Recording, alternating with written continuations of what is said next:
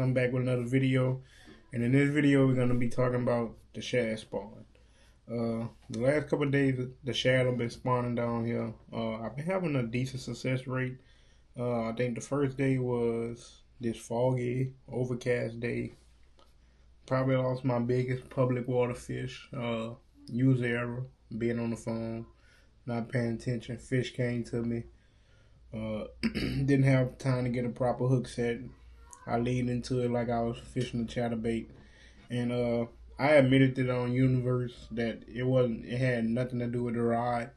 The rod is stiff. It's made for these beast hook style baits, and dude, that fish threw this bait. Not this bait, but this one. You can tell this bait has been getting ate up lately. Chew marks everywhere.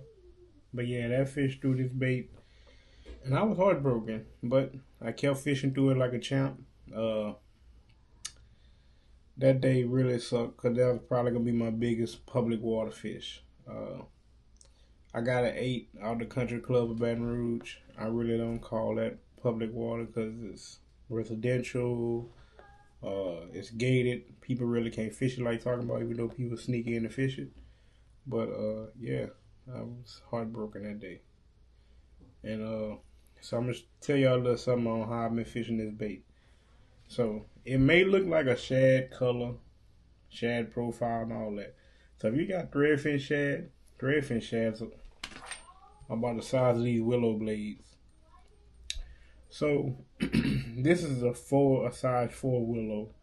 This size 4, if you thread it onto this beast hook, it's gonna jam up down there. So I had to kind of push it back into the plastic itself so it can get a little bit more rotation and flash wise in the water. So I use these barrel swivels from Bass Pro. Everything I got from Bass Pro. I think a pack of barrel swivels and a pack of blades probably ring about $8. But do not do like me and get the size 4, get the 3.5. This is the one that you're gonna go with. The 3.5 gives you a little bit more room to play. Still get the bigger barrel swivel. Gives you a little bit more room to play. And when you swim in that bait, it's gonna twist and do its thing without jamming up in the plastic. unlike the size 4, which I had to fiddle with. But by rigging it like this here, you increase your fish bite, I guess bait to fish ratio or whatever, because the right size fish is not just going to target this willow, he going to target the whole bait, which in the video you'll see that I was getting bit on this bait, this size willow. This one worked well, but my confidence is with this 3.5.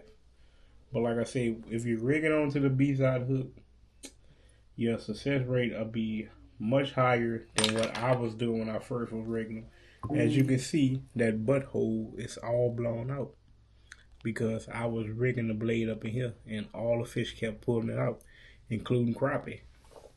So as you're going to see in the videos that lost my biggest fish, but I was getting bit on this citizen throughout the day.